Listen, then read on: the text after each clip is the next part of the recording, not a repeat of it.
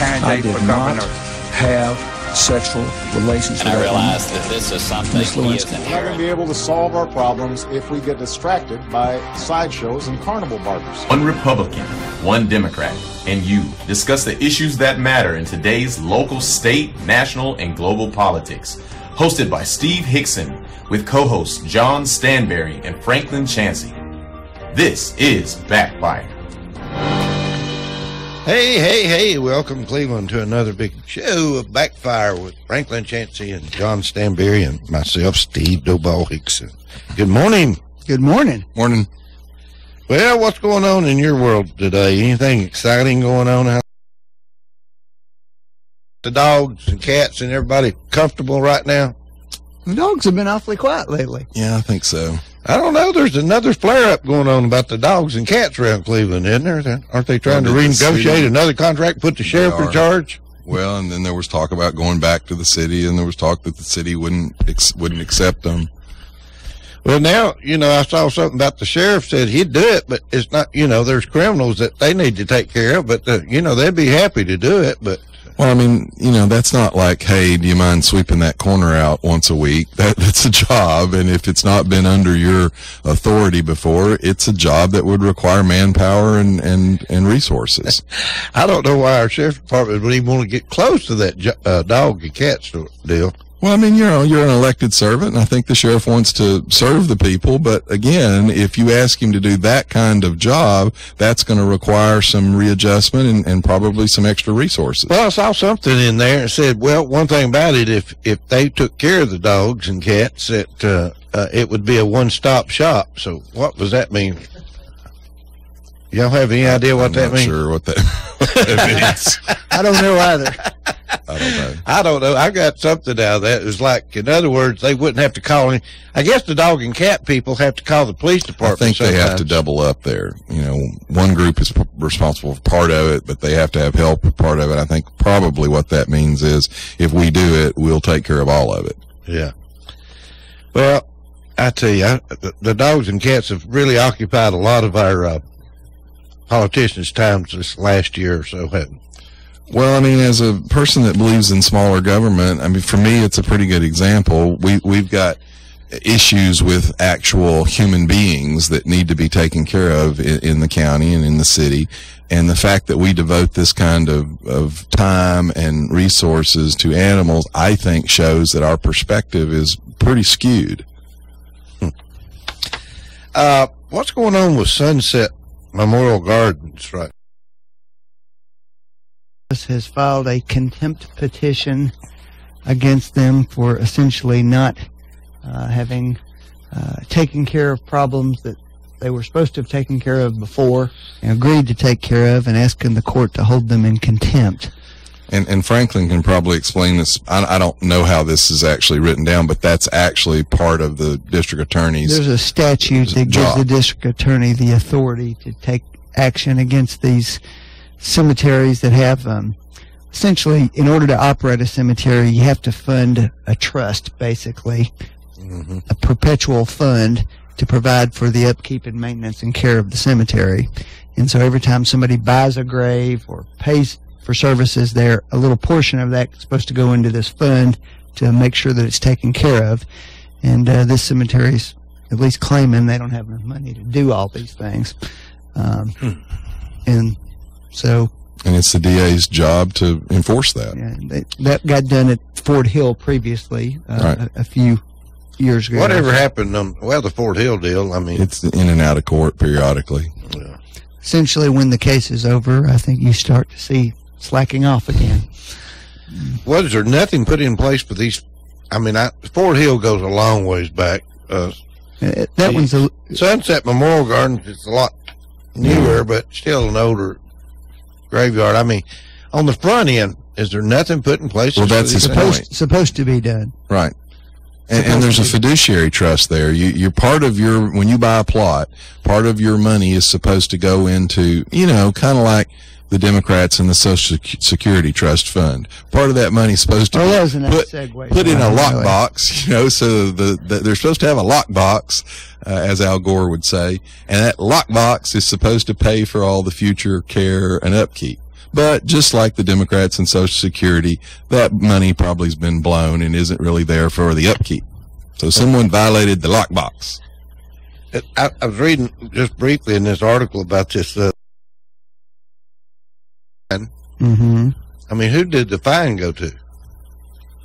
I think it goes to the state, actually.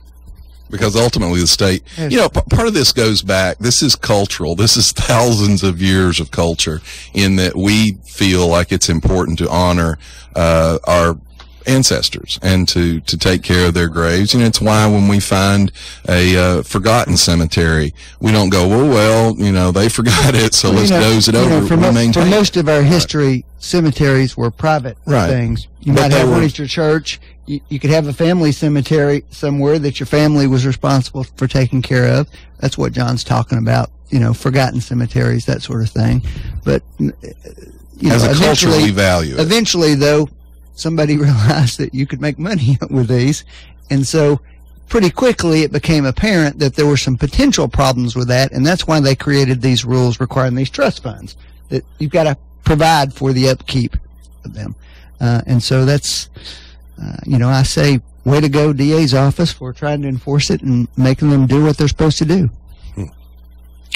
Well, anyway, I hate that we're having another problem with another graveyard here in Cleveland, Tennessee. Well, that graveyard is owned by a company that owns multiple graveyards in Alabama, I believe. Out of state. Yeah, it's an out-of-state Yeah. owner. I guess there's some other problems with the rest of the graveyards. Or Well, there probably are. Well, I mean, I guess we have 3 commercial ones in Cleveland. And We 2 never of have a them now problem. have had some litigation we involved. never in it. have a problem with the graveyard until it's almost full, right? No. Well, no, Fort Hill's actually got a good bit of empty space. Are they still selling plots? up I would assume so. I think all 3 of them still have some spaces that are available. Tell me what's going on with this incident involving a police officer and a car. It's been real confusing to me. I've been trying to read this and keep up with it in the banner, but it just, the first story I read about it basically said nothing. Then it goes on and talks about this police officer. Basically, he reported a car stolen, and another agency found it the day before it was reported stolen. Did I get that part right? I'm not sure. I think all we really know is that the car was reported stolen, and as I understand it, the chief asked the district attorney's office to request the TBI do an investigation, and I think that's about all we know at this point. Is it not, Franklin? That's all that I'm aware of. But I mean, obviously, if you're a police officer and you report something stolen and the TBI is asked to investigate, it would indicate there's a problem with the story somewhere. All right. Well, North Korea confirms they're going to restart their nuclear reactor ahead. Is this going to be an ongoing thing with these countries going to fire up these nuclear deals now that there's been a nuclear deal approved?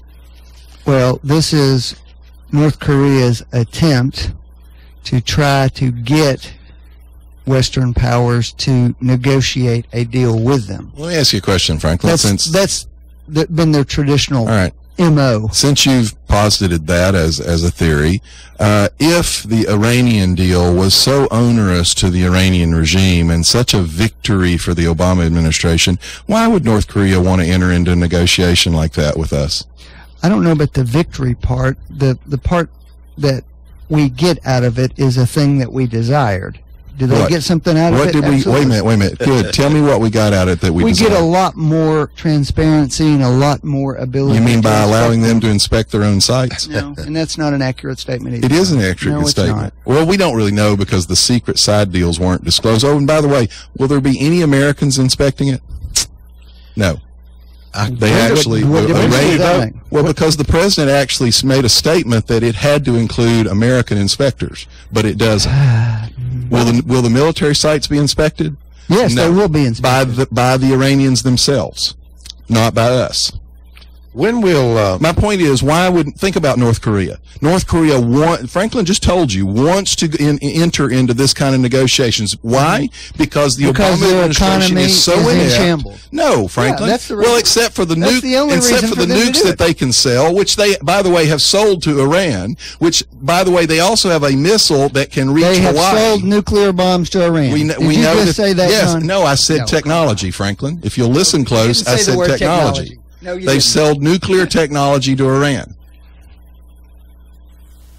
who did The North Koreans. And they have a missile that can reach Hawaii, by the way.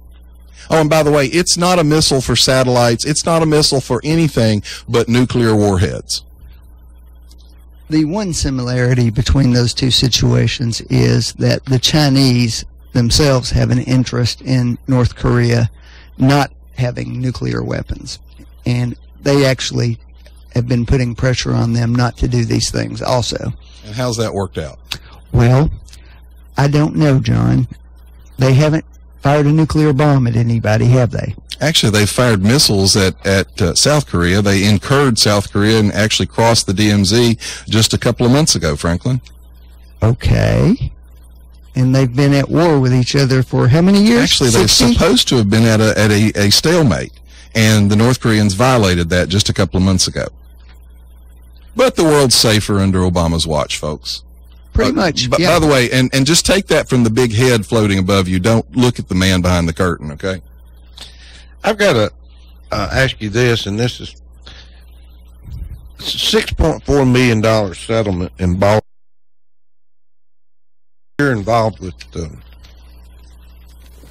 these legal type things. Why would the Baltimore do a settlement for $6.4 million before there was even a lawsuit filed? Well, I mean, what, from a legal standpoint, what was that? Well, there are Oh. settlements all the time that happen without lawsuits being filed. If a body makes a decision that they have liability and they want to limit their exposure in it. So that happens all the time. They may know something about this that I don't. You also need to remember that in a civil case, the burden of proof is lower than it is in a criminal case. In a civil case, you just have to prove that what you allege is more likely than not, that 50.1% likely is sufficient. Well, as a defense attorney, if you were defending one of the officers that's been accused, would you think that the city going ahead and making an offer to settle, does that help their defense or hurt their defense?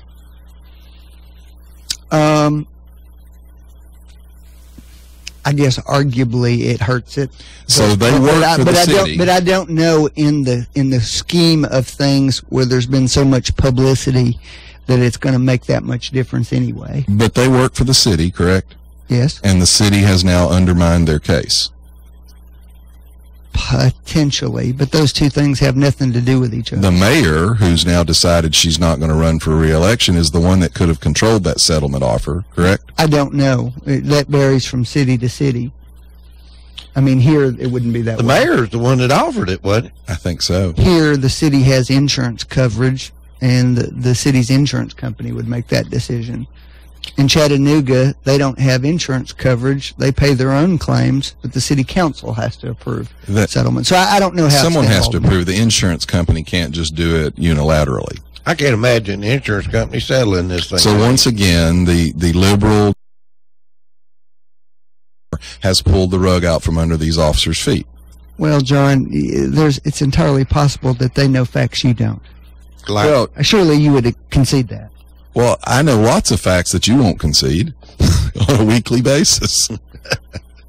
well, I mean, the one fact that the guy did die while he was in their custody, right? Yes, and he died with essentially a broken neck. Yeah. he didn't And die. would- He didn't have a heart attack. In a room by himself. Yeah. We're in a place where he's supposed to be secured. Yeah. We know that. Okay. But the question never was that. We said this months ago, Franklin, that if you were pursuing some negligence charges against some of the officers, we could understand that. It's the murder charges that are the problem, and it's the murder charges against all of the officers that are their problem. The arresting officers, as it turned out, were actually following a directive issued directly from the mayor's office, and they had nothing to do with securing him in the back of the van. They simply turned him over and left. So why are they charged with murder? Again, I don't know the facts. I've got a prediction on this. Okay. All 6 go free. That's why the $6.4 million was paid in advance. What, to buy off so we won't burn the city down? Yes, that's what I think. Well, what I hope is the people that are the Black Lives Matter folks that will descend upon that city, I hope none of them go out and execute another police officer like the one did in Kentucky this week. You know, what's going on with all these police officers? Well, the one in Kentucky, the man that shot him was, not only was he a protester at Michael Brown in Ferguson, he attended the funeral and he rode in a limousine in the funeral with a group from Al Sharpton's organization. And he has now executed a police officer, state trooper, who was actually the trooper was actually taking him and the family, including little children, to rent them a motel room to spend the night in when he killed him. It's pretty sickening, really, what's going on with these. Well, the Democratic National Committee endorsed the Black Lives Matter movement just 2 weeks ago, so I'm wondering where their statement is on the fact that apparently one of their more active members has now executed a police officer. Where's the DNC statement on that? Where's the president on that?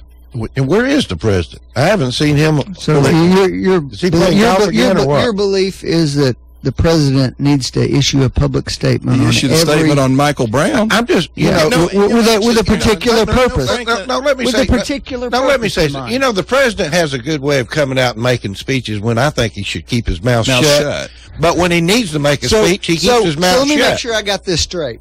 When a city is burning and there are riots going all over it, the president shouldn't say anything on that violence. He didn't say anything to hold it down. He inflamed it. Franklin, I'll agree with you. I'm not sure he ought to say anything about every issue. The problem is the ones he chooses to say something about versus the ones he doesn't. If he wasn't commenting on any of these local and state situations that he really has no authority over, I might be okay with it. But he's picked and choose. He sent 3 officials to Michael Brown's funeral. He's not sent officials to Kate Steinley's funeral, all kinds of people he didn't send it to. That's his problem. It's his choices of when he comments and when he doesn't. And the president has made an effort to try and improve these situations rather than inflame them, which is what you guys want to happen. No, how did he try to make How long has he been in office, Franklin? Well, John, he was elected in 2008. What so do you he's mean? been 6.5 years, right? Yeah, 6.5 years. Well, guess what the surveys show about how the population of America feels about racial tensions since he's been in office. The vast majority of people feel like they have gotten worse and that he has contributed to making them worse. Mm-hmm.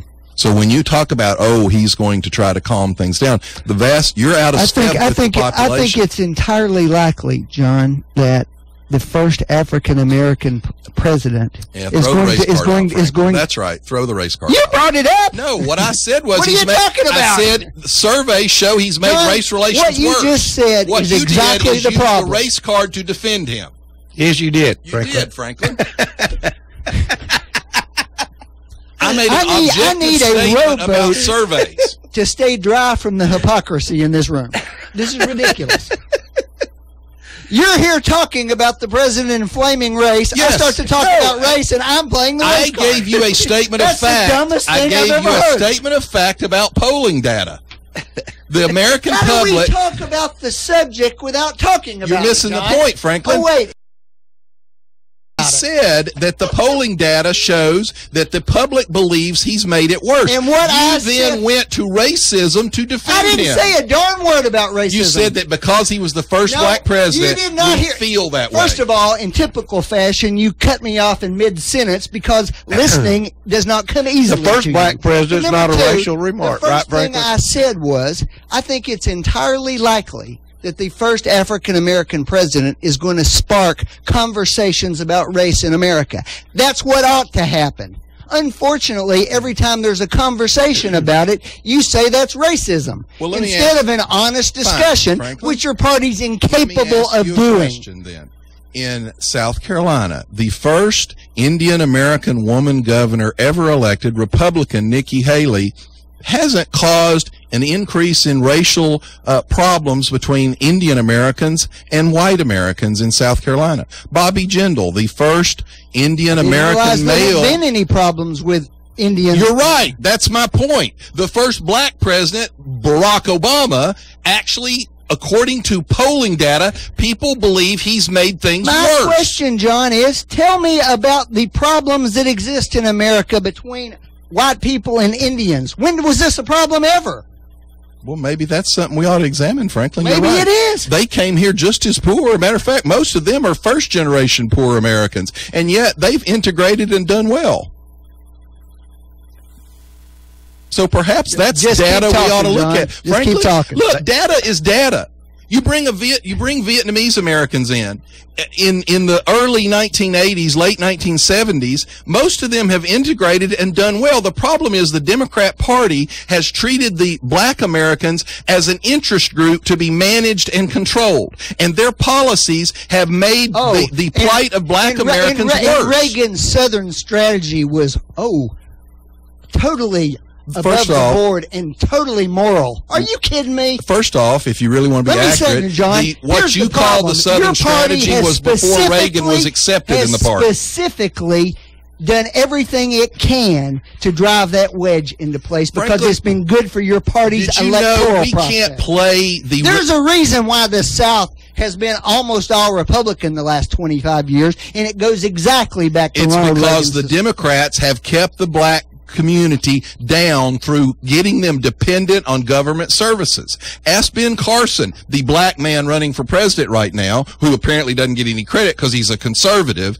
Ask him how he feels about the poverty program. And by the way, Franklin, we can't play Lyndon Johnson's actual recordings from the White House about how he felt about the black community because they would violate broadcasting standards of racist speech.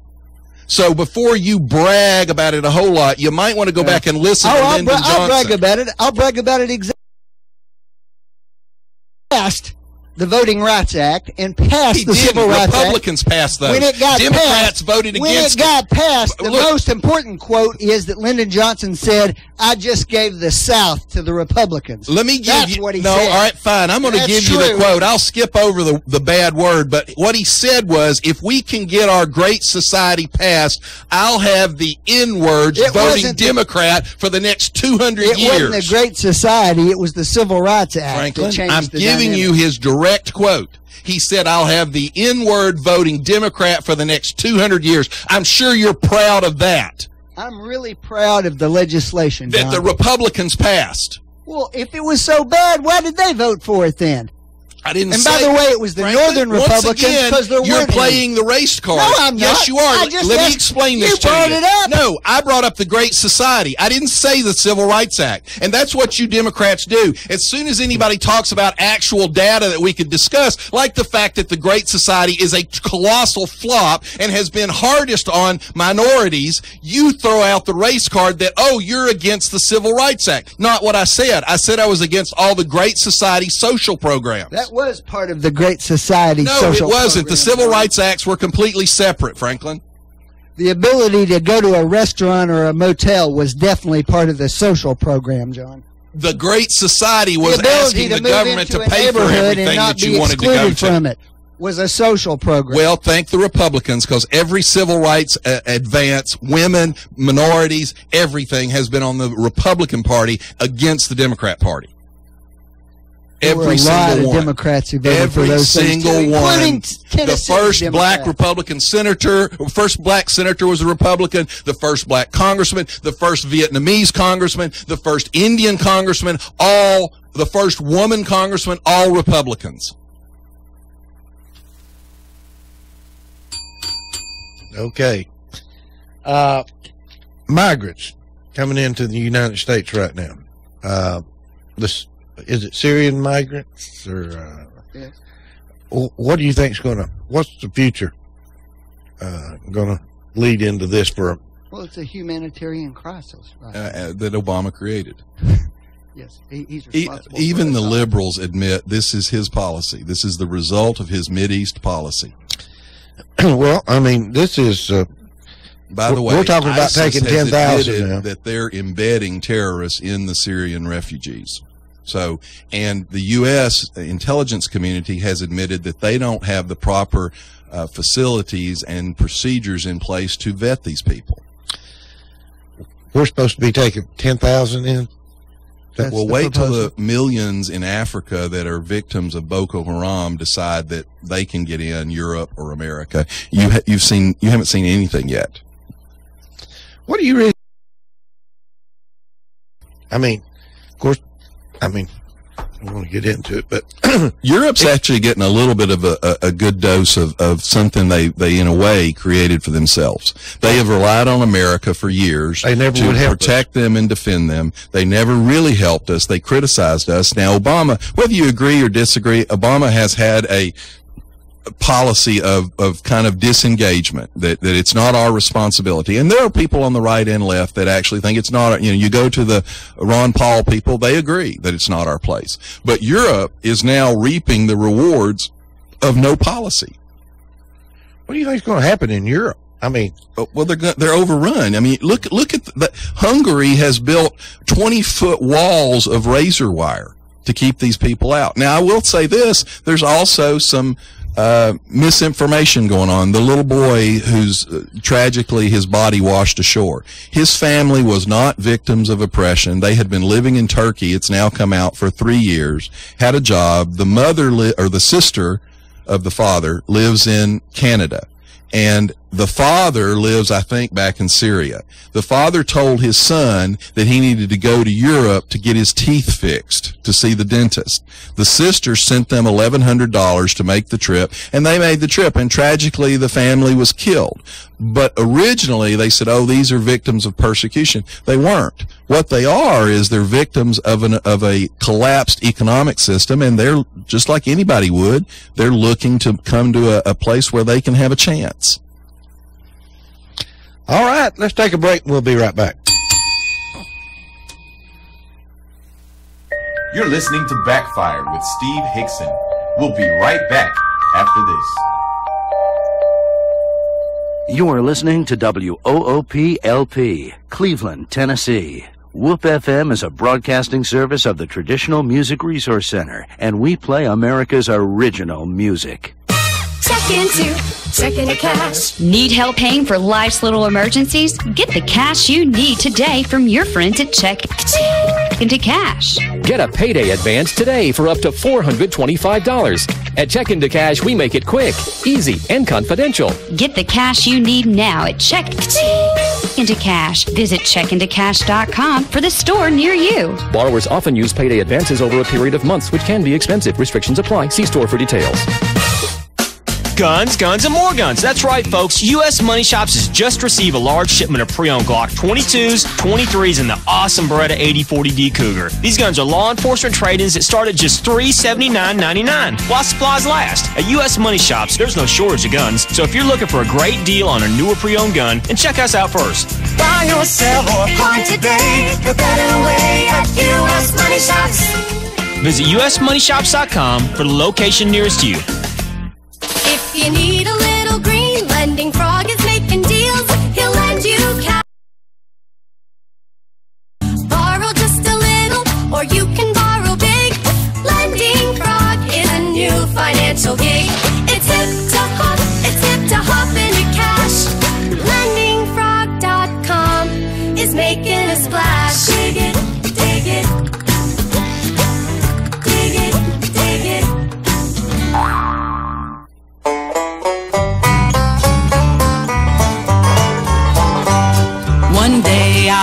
cross over the Jordan and find my Savior waiting there for me. He'll take me down the streets of gold. Oh Lord, I've been told he's got a pretty mansion just for me. No, you won't need a real estate agent in heaven to help you find a place to call your own. 'Cause oh my, in that sweet by-and-by, he'll prepare for you your own sweet home. Yes, when you're through the pearly gates and you see him face to face, now that's when you'll be home, sweet home. No, you won't need a real estate agent in heaven, but if you need one here in Cleveland, Tennessee, give me a call. Kathy Rosenberger, 476-5532. That's Kathy Rosenberger, 476-5532.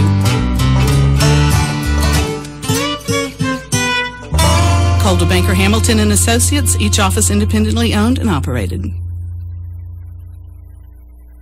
We're here with Bonnie at the Bald-Headed Bistro. Mylan Blake's down here with me. We've had a great night tonight. Mylan, what'd you get to eat? I had the meatloaf sandwich and house salad. I had a salad and I had a burger, and it was absolutely delicious. Bonnie is the lady I've been bragging on for weeks and weeks, and she's great. She's been doing bartending for years, and she's absolutely incredible. How long you been working at the bistro, Bonnie? Almost 5 years. 5 years. How long you been bartending? 2 years. Just 2 years. Well, you're absolutely incredible at it. What's your favorite thing to eat at the bistro? The elk tenderloin is definitely my favorite. Yeah, it's delicious. Can't find it everywhere. You enjoy working here, I guess. Yes, I do. What's your favorite thing about working at the bistro? The people I work with are wonderful. Yeah, got a lot of good friends here. What's the special tonight, by the way? We have quite a few specials. I don't think you want me to list all of them. All right, here's the bottom line. All the food at the bistro is absolutely incredible. I invite all my friends, if you come down here to the bistro, you want to come Thursday, Friday, or Saturday night and see Bonnie at the bar, right? Yes, correct. Your night to be. Thanks, Bonnie. Thank you, Mark. That's it from the Bald-Headed Bistro. Enjoy your meal, Mylan. Thank you. Train Endurance Engineers are an elite group of extremely devoted individuals who stop at nothing to push our heating and cooling units to the brink. That way, when they pick up the pieces, they'll know exactly how to make the Train we install in your home even more reliable. Right now, their target is a Train AC unit. Test to control. Fire up the pitching machine. Their methods may seem unconventional. Okay, cue the jackhammers. But it's because of their tireless efforts that it's hard to stop a Train. When you want an unconventionally efficient heating and air unit that keeps your home right in the comfort zone day in and day out, nothing will do but a Train. To get the best Train service, call your local Train comfort specialist. Mechanical Systems, 336-5739. Keeping you comfortable is Mechanical Systems' only business, and they've been providing high-quality service and installations for more than 30 years. Mechanical Systems, 336-5739. That's 336-5739. It's hard to stop a Train. Really hard. Can It Recycling Center in Cleveland at 1700 South Lee Highway. Give them a call to find out more about all your scrap metal needs. 472-6501. You can call that number anytime for current prices. 472-6501. Can It Recycling. Every Wednesday is bonus day where you get the 100-pound price even if you only have a few pounds of scrap. Mention Whoop Radio and get the 100-pound price every day. Larry and Brenda have been providing their family-owned services for almost 30 years here in Cleveland for all your scrap metal needs, from aluminum cans, car and truck parts, and appliances to brass, copper, steel, iron, shred, and more. Call Can It Recycling, 472-6501, or on the web at can-itrecycling.com. You're listening to Backfire with Steve Hickson on Whoop FM. Call 423-614-5553 to join in on the conversation. Now, back to Backfire. All right, we're back live in the studio. Welcome back. I guess probably the next thing we need, we already got a call. Let's take the call real quick. Go ahead, caller, you're live. Good morning, Steve Johnson. I hope you guys don't hear me calling in again. I think it's 4 weeks straight I've called in on your show. That's great. I appreciate it so much. I got listed every Wednesday. Listen. I want you to comment on a couple of things. Well, I got a two-part question for you. I think you're going to have the debate tonight, And it's my understanding that the other candidates are going after Trump, and it could backfire on them. But my second question is, I heard Trump talking about our military last night. He said he's going to make our military so strong that other countries will be afraid to come after us. I think that was a little bit extreme. So I'm going to hang up and listen to your to what you've got to comment on that about. All right. I think, first of all, on the military, I think that's where we need to be. I think we need to have a very strong military. Other opinions? Well, I mean, a strong military is not to be able to whip everybody in the world. It's to make sure no one in the world wants you to try to whip them. That's right. So I tend to agree. My problem is, I've said this before, I don't find Mr. Trump trustworthy in a lot of his opinions are provable that he's flip-flopped a lot. And so it's hard for me to trust him on one that I agree with when I'm not sure whether he'll follow through on it or not. I have yet to hear Donald Trump give any specifics about anything. Last night was billed as a foreign policy speech. It was 10 minutes long, and it was mostly how he's going to take care of the veterans. I'm going to make America great. We're going to have a strong military. Those all sound great. I don't know what the meat on the bones is there. Actually, Fred Thompson, that's surprising you say that. Fred Thompson actually made that quote about Carson and Trump. He said there needs to be more meat on the bone. Yeah. And as far, but now his first question that he asked, I think, is probably a really good one. Well, I don't think there's a plan, though, for them to attack. I think there's a feeling that they probably need to. I think they're going to attack. Some of them. But I think the real interesting question there is whether or not, as it has done thus far, every attack on Trump has strengthened him. Amazingly enough, even the ones that have been very valid attacks, and there have been some, he so far, every time they do that, he gets stronger in the Well, I will say this, though. He is something about his personality that the American public has grabbed hold of. But as far as an actual debater, he's not a very good debater. So it'll be interesting to see which ones try the tact of engaging him more on a policy point. And while, John, you and I would agree on that point, okay?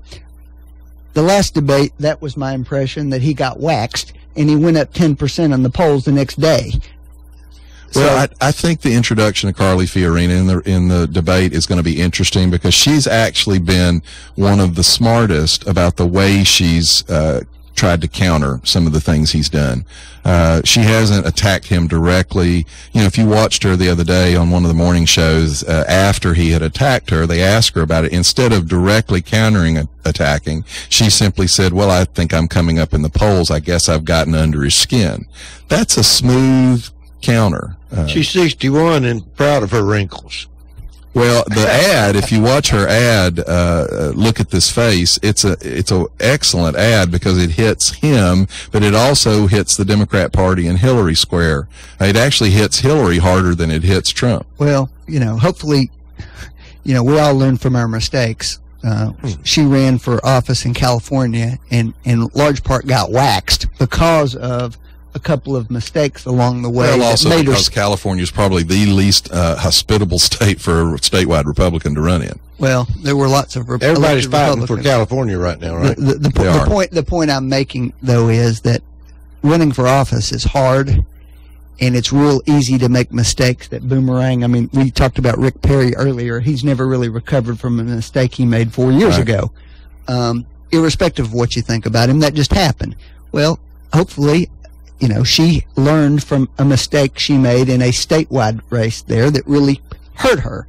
So I'll give her props, I guess, for, you know, learning on the job. She's probably, actually, a lot of the political analysts believe, despite what the polling data shows, because we're sort of in uncharted territory, because Trump's done things that traditionally we would say that would have ended a campaign, and it hadn't ended his campaign. But most of the analysts look and say she has actually run probably the best campaign to date. She has been very, very smart about how she's run the campaign. Let's take a call. Go ahead, caller, you're live. Good morning, Steve. It's Lisa Poe Jones. Good morning. How are you? I'm good. It's hard to beat Bull at the end calling in the morning. My daughter had to do a paper on Jim Crow laws this week, so while I am nowhere near an expert on the subject, I do know a little bit after reading about 4 hours worth of information. But every Jim Crow law passed from the 1880s until the 1950s was passed by a Democratic government. That's exactly right. And segregation was only in the South until Woodrow Wilson came along, and he extended it into the North. And he A Democrat. very, very negative comments about how he couldn't believe that white women would be comfortable working across the hall from black women. Well, he was a eugenicist who was also big buddies with Margaret Sanger, another eugenicist, the founder of Planned Parenthood. Mm-hmm. So, but there were even laws passed that made it legal to go out and kill black people, and they were all done by Democrats. That's exactly right. And the Confederate flag in South Carolina was raised physically up the pole by Fritz Hollings, the Democrat governor, and the senator from South Carolina, Democrat senator, until 2005. And he's never apologized for that. Yes. So I cannot understand the belief that the Democratic Party is the party for black people. So I'm going to go ahead and get off here and let you debate that, but I just wanted to point all of that out. Well, because those roles flip-flopped in about 1955 and have changed and been that way ever since. No, in the 60s, the Democrats all voted against the Civil Rights Acts. Martin Luther King was a registered Republican. The Democrats Martin Luther King was a registered Republican. The Democrats did not all vote against those things, John. The Republicans passed it, and they had a couple Democrats swap over. Matter of fact, Al Gore Sr. voted against it. Go to the Southern Manifesto, John. Well, go to Democrats. Go to Clinton Gore with the campaign sticker with the Confederate flag. The Sons of the New South. Al Gore and Bill Clinton. The Sons of the New South. Well, I forgot where I was now. Well, we were talking about the debates. Oh, yeah. Let's talk about the debates tonight. What do you think is going to happen? You think Carly's going to come out strong? I think people are going to be impressed with her because you have to be impressed with her. I think people are going to be further impressed with Ben Carson because he comes off as incredibly sincere. And when you listen to him, he's really the antidote to what the president says on race relations. This far out from a race, what you're really seeing more of are which candidates do poorly is more important. Probably. Because those are the ones who are going to narrow the field. It's such a big number. Who are the candidates that really, really have to do well? I would say number one on that list right now is Scott Walker. He was thought to be an early front runner. He's barely holding on to the 10th place in the polls right now. Actually, there was an interesting piece in National Review about Scott Walker, and it was about Trump and his effect on the race. It's all about personality. Scott Walker put out, apparently last week, an incredibly detailed plan. Now, you can disagree with the plan. But my point was, it got no discussion. None whatsoever. My point is that these debates right now, everybody wants to talk about the front runners in it. That's really not even important at this point.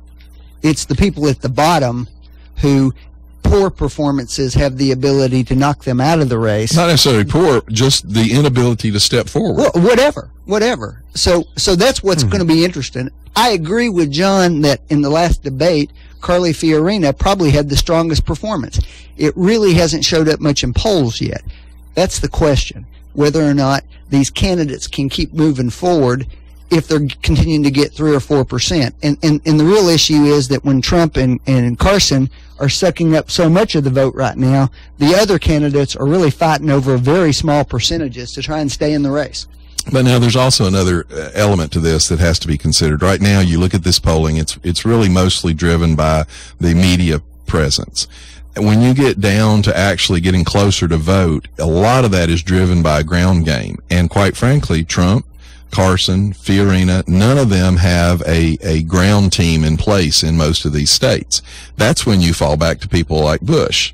And that's supposedly that's the strategy all along, is that, you know, there are some turtles in the race that have really good ground games already in place, good people in place, and that will make a huge difference when the votes actually start getting cast.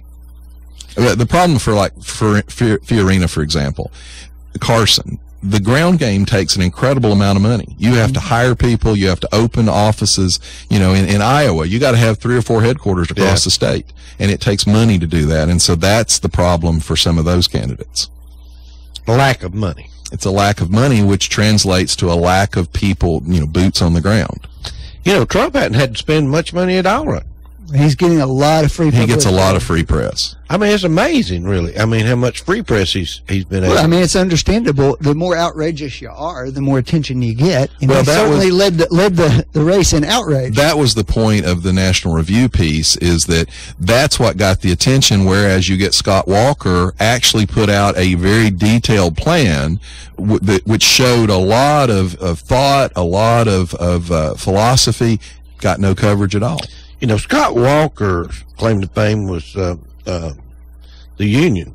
To find the union. Well, no, he also turned a state around. He won 3 elections in the course of 4 years. There's a lot about Walker. His resume is probably the most impressive out there. Yeah. The problem is he's not a in-your-face, you look at me personality. And unfortunately, with a community and a culture that knows every move that Kim Kardashian makes, right now we've said that we as a community value entertainment, which may not bode well for our democracy. Who's going to be the winner tonight in the debate?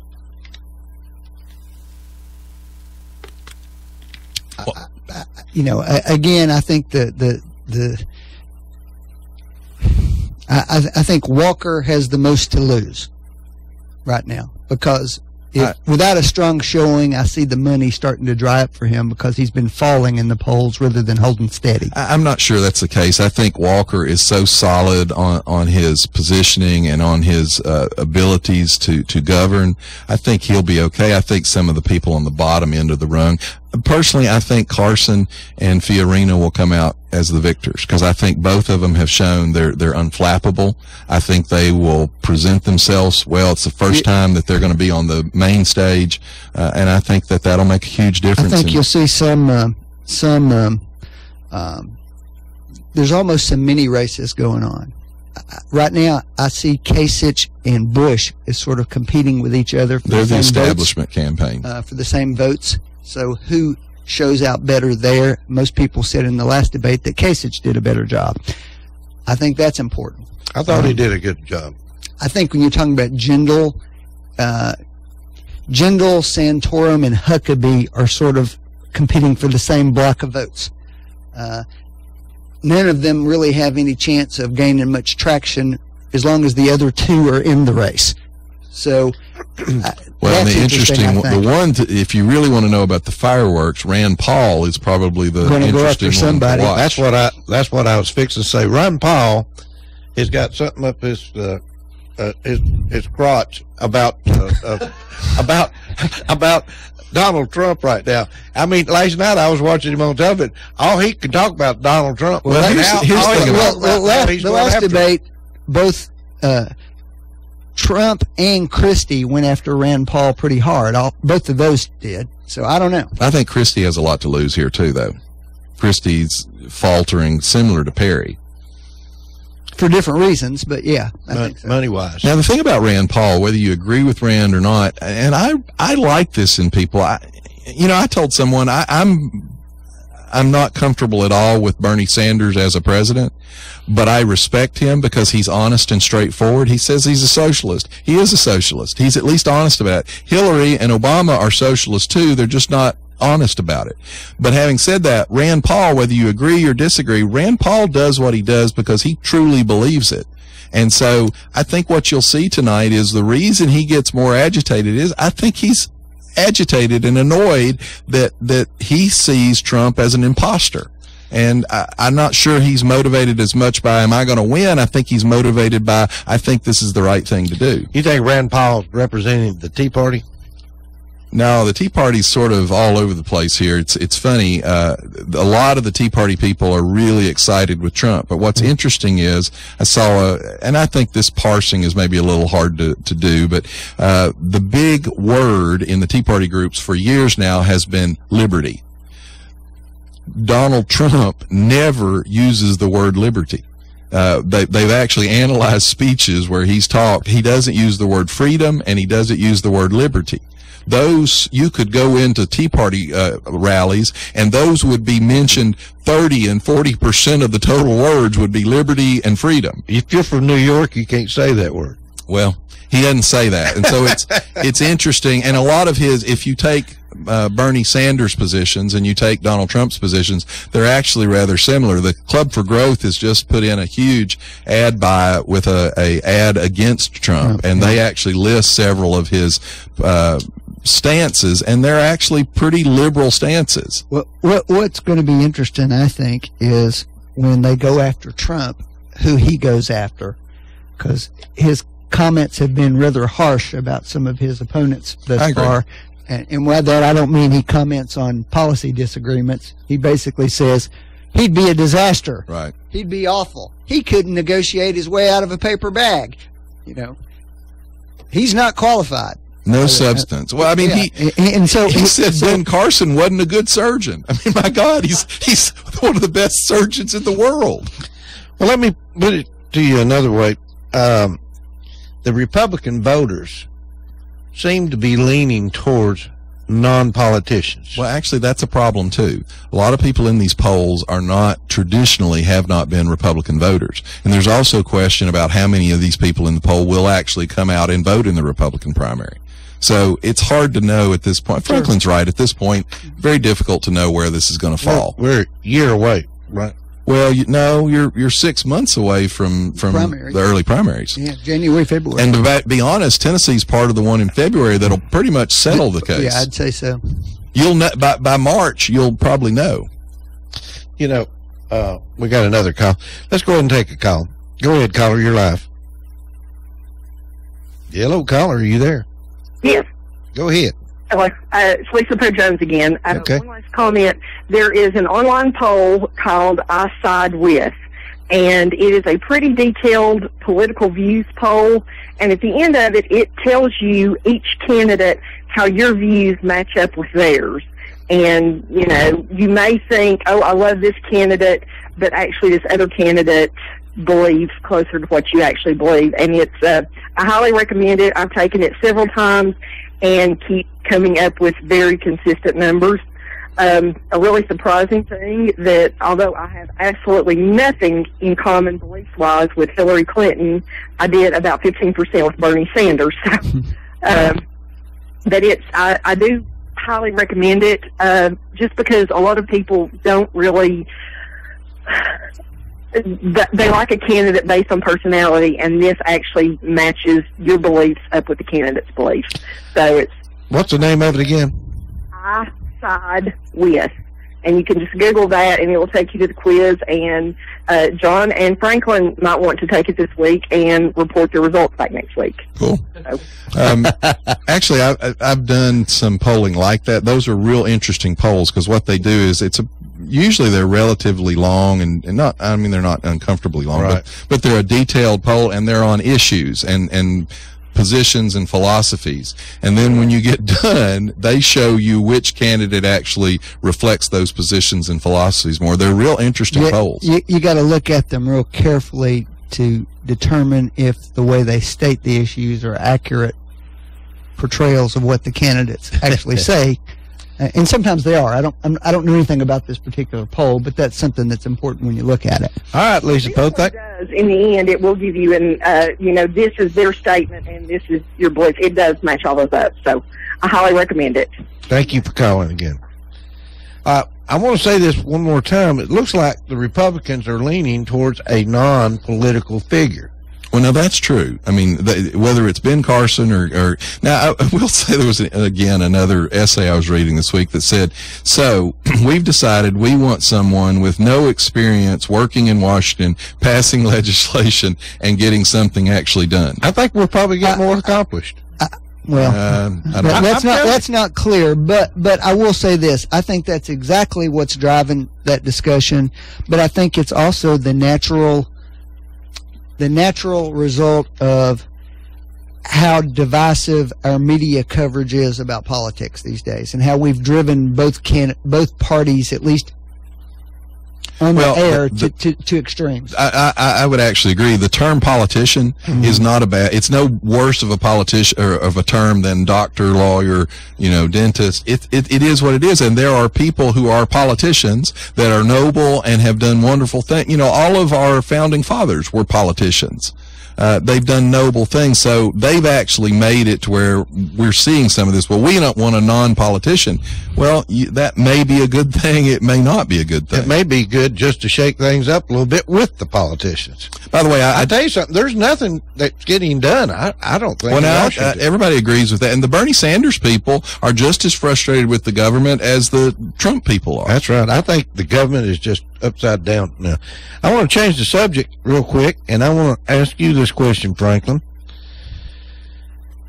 You've got a State Department employee who is wanting to plead the Fifth when brought up about working on Hillary's computer. Mm-hmm. Why should a government employee be allowed to take the Fifth?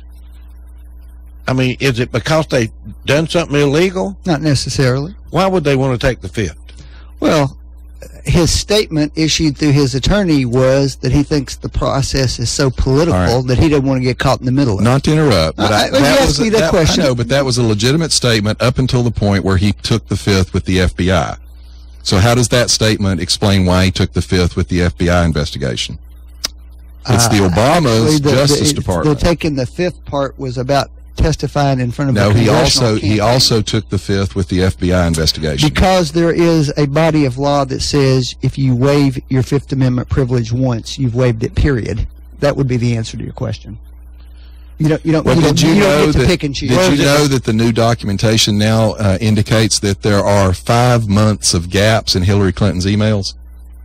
You heard that one, Franklin? Documentation is also that the server wasn't actually wiped clean. Documents showing a nearly 5-month total gap in emails for former Secretary of State Hillary Clinton. Now, she's on record in sworn depositions that she turned everything over, but if you believe that, then between January 1st and March 17th, 2009, she received absolutely no emails. From January 21st to April 12th, she sent absolutely no emails. And from December 30th, 2012 to February 1st, she sent absolutely no emails. So the Secretary of State, for 5 months total, neither sent nor received any emails. Does that seem plausible to you, Franklin? I think that's unlikely. Mm-hmm. So what would that do to her on the record, under oath statement that she sent all of her emails to the State Department? I don't know the answer to that question yet, John, and neither do you. By the way, the State Department's Freedom of Information Act official has an email that is almost entirely redacted, but the only part that's not is where she says, FYI, I'd prefer to discuss rather than email. Thanks. So the Freedom of Information Act officer for the State Department didn't want to generate any written statements, any written documents. It's, Franklin, do you think she's guilty of hiding any of this stuff? Well, first of all, this information was based upon a statement that the State Department issued, not one that she did. Okay. They then went back and... Who was the head of the State Department? No, this was after she was out of it. And then they went back and at that point reviewed it again and discovered that their statement had been in error, and they filled in that gap. And which statement? I don't even know which statement you're talking about here. About the gap, the 4-month gap. No, this is a report that's just been released. Nixon was run out of office over an 18-minute gap in one tape. We have a 5-month gap. The State Department issued that statement initially, and then they've gone back through it and said it was an erroneous statement. Well, let me just ask you a point-blank question. Mm-hmm. Is Hillary guilty of trying to cover up any of this email? Not that I've seen thus far. Why should this employee need to plead the Fifth? I can only tell you what he said. I don't have any way of answering the question otherwise. Do you think that, John, I'll ask you this, trying to offer him a immunity right now. Is that going to change anything?